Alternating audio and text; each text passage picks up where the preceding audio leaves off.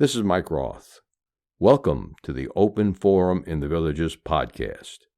In this show, we're going to talk to leaders in the community, leaders of clubs, and interesting folks who live here in the villages to give a perspective of what's happening here in the villages and information that I think all villagers should have. We hope to add a new episode every Friday morning at 9 o'clock. This is Mike Roth. I'm here today on Open Forum in the Villages with Christine Sigel. Thanks for joining me, Christine. I'm happy to be here. Good. In today's show, we're going to be talking about Improvisational Theater Company and what they do. You've been involved with the Improvisational Theater Club for how many years? I've been there for 4 years. Very good. Now, as our normal habit here on Open Forum for the Villages, we're going to start with a joke. Christine, why are snails so slow? I wish I knew the answer. It's because they're carrying a house on their back. I hope everyone else laughs. We got to put some fun into this. And so you've been here in the Villages how many years? 6 years. 6 years. And you've been in the Improvisational Theater Club for how long? 4 years. 4 years. Are you involved in any other clubs in the Villages? Yes, ballroom dance and astrology. There's a couple of others. Boomer humor. Good.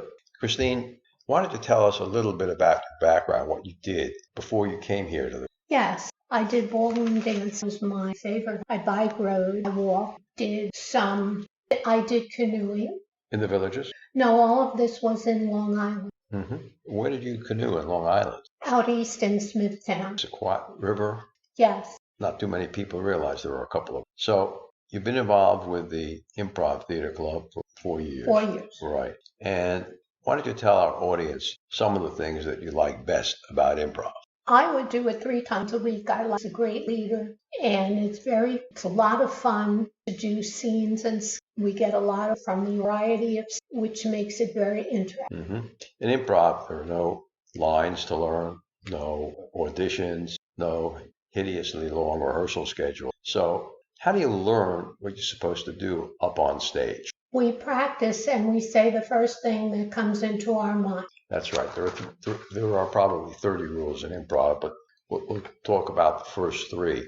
First rule is say the first thing that comes into your mind. And the second rule is? Make your partner look good. Good. You got the third rule. The second rule is accept all offer. Yes, I missed. In improv, to make a scene move forward, you always want to accept what the other person says. So if the first person in the scene says to you, let's go out to the Yankees ball game, you are obligated to accept that offer. Yes, let's get a hot dog and some ice cream while we... Good. And so yes and in improv, it's standard reply. We never want to say no or but, because those things put a lot of pressure on the other person in the scene, and they may not look good. Rule 3 is make the other person in the scene look good.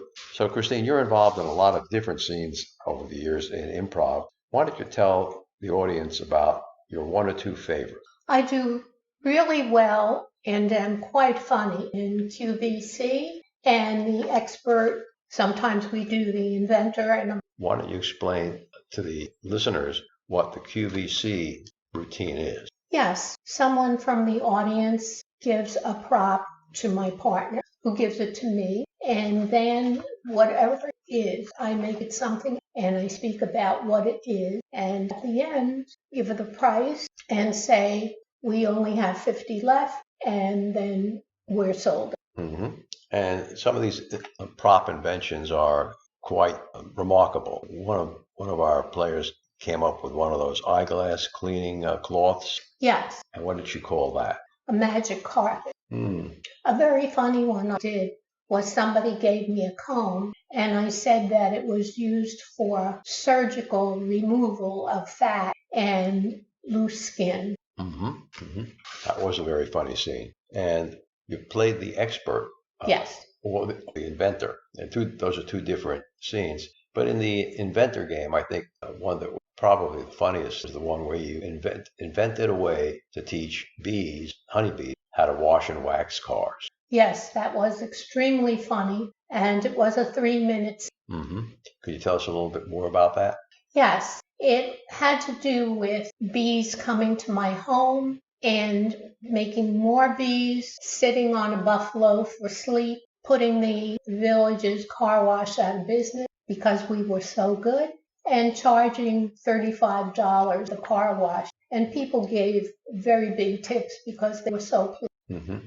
Well, how do they give bees tips? We have a tip jar, and the bees split it up so they can buy marijuana and cigarettes. One would have thought honey, marijuana, and cigarette.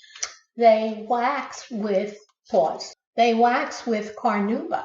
One would have thought they would have used beeswax. Yes, that's an alternative. They use both. Mm-hmm.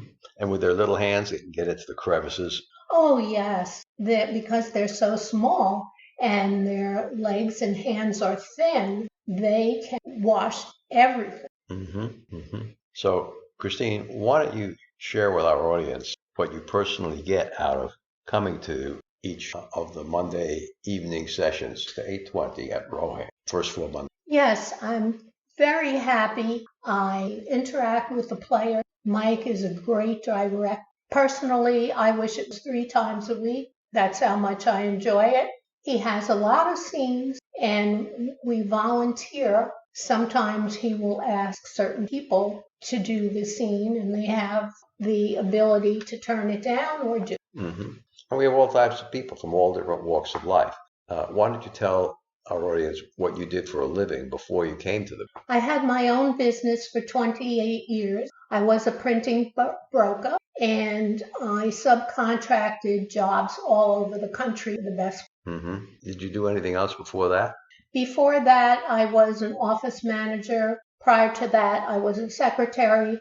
When I was young, I was a cashier at various. When I was 13, I had a pretzel and sold pretzels. So you became an entrepreneur as a very young. Yes. And I understand you were a New York State champion in something? Yes, I was the first woman to win the New York State Scrabble Championship, and then I won it the second time and was the only person, and being a female, to have won it 2 times. Mm-hmm. I had half the dictionary memorized. Half the... Yes, there is a separate Scrabble player's dictionary with strange words that's the ones that I memorized. Oh, give us an example, if you can, of a strange word that you probably don't use in daily conversation, but it's perfectly legit in Scrabble. Yes, we had XI. XI. Isn't that like a Roman numeral 11? It had a meaning, but because I memorized half the dictionary, I could not memorize parts of it. We had QAID. We had AG. We had a lot of strange 2-letter words. And then, of course, the hook would make it, if we used ag, we could put a letter in front of ag. And then if ag was horizontal, we could go down vertical. I once had a triple for 167 points, and that also was the highest single scoring word. Mm-hmm. So here in the Villages, do you play Scrabble with people? I have played Scrabble with people, and I have so many other interests that I let it go. Mm-hmm. I guess some people here in the Villages might not have heard of some of these. How much of the dictionary do you think you still have memorized? I have a lot memorized, and probably pretty close to half. What I do is when I see a license plate and I'm waiting for a light behind that car, I then anagram as many words as I can by adding letters. And it just is fun. Mm-hmm. Okay. Do you have any other hobbies here in the Villages? Yes, I have ballroom dancing, which I had in New York. Mm-hmm. I have the astrology club. Mm-hmm. If the magic club was later, I would enter that. Yeah, well, the magic club's at 9 o'clock in the... I'm not a wash and wear, so that becomes impossible for me. Mm-hmm. So how often do you go to the ballroom dancing? The ballroom dance club has a dance every 2 weeks. That's one group. Singles and dance have a dance every month. Mm-hmm. What's the most positive experience that you had in your ballroom dancing? Yes, I did samba, which is a very difficult dance, mm-hmm. and I'm most proficient in swing. In swing? Yes. Do the same people come every week to the ballroom dancing club?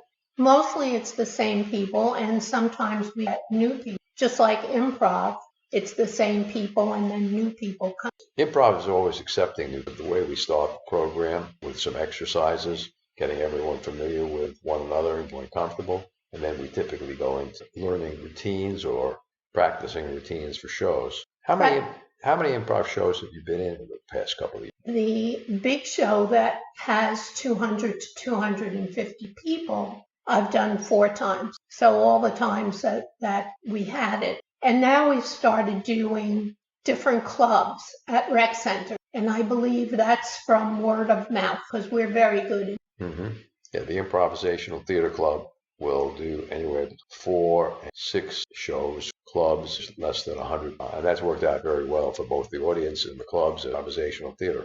Yes, as a matter of fact, one of the leaders of a group, she became a member of our group. And occasionally you'll perform at the Bohemian Spotlight Cafe. Yes, that is the first Saturday of every month. I've done scenes with Mike, the scene with We Have a Great Time, and the audience. Right, that's held up at the Paradise Recreation Center from 6 p.m. Doors open at 5:30. The show's at 6 all the way to 9, and that's almost an open mic night where anyone can go up and request a slot for 5 minutes. A routine, a song, dances. You never know what you get. Right. There's one group that does clogging, and that's quite spectacle to see. But you don't do any clogging. No, I don't. Mike's wife is doing tap dance to do that. Christine, do you have anything else to add before we sign off? I think that people listening to the podcast should attend our Monday meetings starting. They would have a great time in the audience. And eventually, from what I've seen with the new people, they then will volunteer. And when and where are the improvisational theater meetings, Christine?